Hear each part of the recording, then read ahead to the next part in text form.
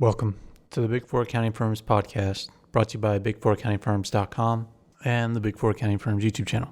Before we get started, just wanted to remind everybody to support us if you have a chance or if you can. Even $1 helps, and we have a link in the description to a website called Buy Me a Coffee. It's just a way to donate to us and support us. Again, any amount is helpful so that we can keep putting out content. And there's also other ways for you to support us in the show notes to this podcast or on YouTube in the description. In today's podcast, we're going to be continuing our E&Y Global Metrics series, where we take a look at E&Y's new global metrics that they developed based on some UN information, Economic World Forum information, and a coalition that they joined. And today we're going to be discussing two more areas. We're going to be discussing E&Y's impacts with clients and with society. Now, the next metric we're going to talk about is clients. So the way that E&Y measures this in their global report, because they're trying to measure their impact on clients. And the way they define this in their reports is through multiple metrics. The first one is market share. So this is the amount of the market that they have, and they measure it by looking at the percentage of their clients that are part of the Fortune Global 500. And they say they have 61% of the Fortune Global 500 as their non-audit clients and 23% as their audit clients. And this is because if you have somebody as your audit client, you can't have them as a non-audit client. Typically, there's ways to get around it, but it's just very difficult. So, in other words, they basically work with every large company in the world in some manner. And most people know this, and this is why they want to work for the Big Four accounting firms. But since they are a global firm and they have these global companies, that's why they're using these global metrics. And that's why I'm discussing them, because Big Four accounting firms are some of the largest global organizations, and they're only getting bigger. And you have to meet these global standards to do business globally.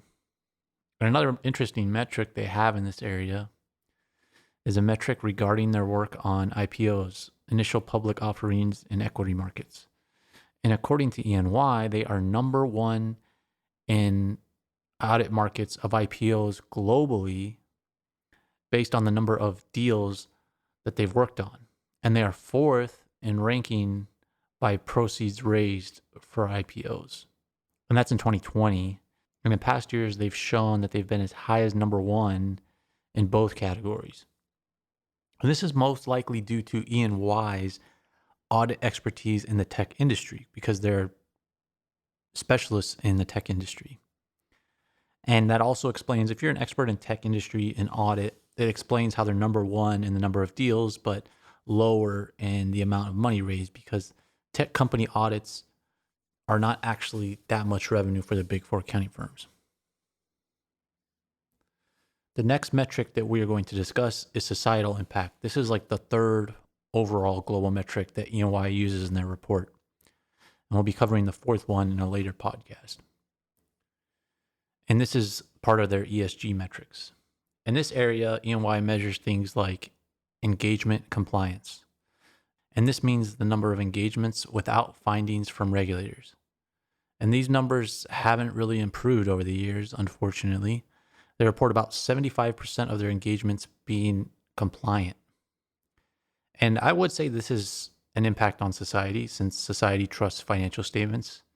And the fewer compliant engagements E&Y has, the less people trust their engagements. And the rest of E&Y's engagements that aren't compliant have either immaterial findings or are deficient.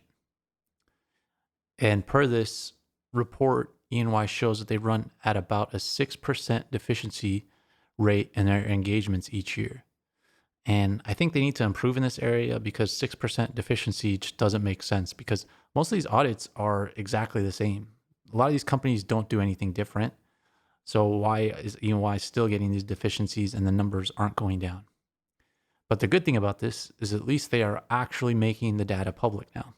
And this is also something good to bring up in interviews or in discussions with partners, to ask them, What are they doing to improve deficiencies?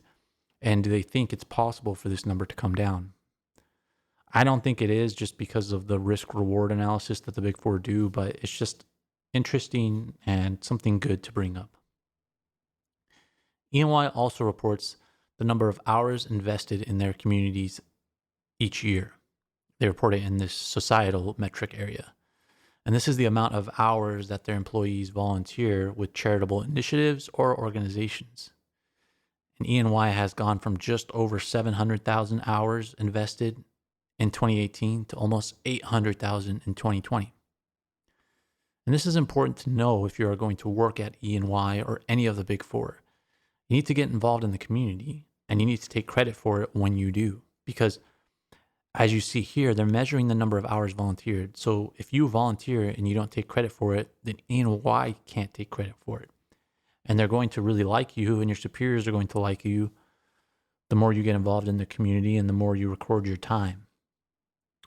And even if you're not working at the Big Four accounting firms, you should get involved in your community, put it on your LinkedIn, put it on your resume, so that you can take credit for it in the interview if you are going to interview. And the last thing they mention in the societal impact is the environmental impact they have. And of course, they show emissions by employee. And in this report, they show it going down over time, because that's everybody's thing right now for climate change. They're going to reduce the emissions, right? But how do you measure it? It's a little bit unclear. And for E&Y, all these people are accountants. So what are you doing on your job that creates emissions? There's not really much you do. But of course, E&Y is going to take credit for it going down. But if you think everything that's happened, COVID is probably the reason it's gone down so significantly in this report in 2020. But I think it's still good for them to show it in the report in the name of transparency. And people can verify the emissions data themselves as they want to, because it's not really clear how they measure it in this report. But those are the metrics I wanted to discuss today, so people can become aware of E&Y and everything that matters to them and leadership at E&Y. To get future updates, make sure to subscribe to this podcast. Support us financially through the Buy Me a Coffee link in the show notes. And if you can't support us financially, make sure to subscribe to our YouTube channel and like this video. Thanks for listening.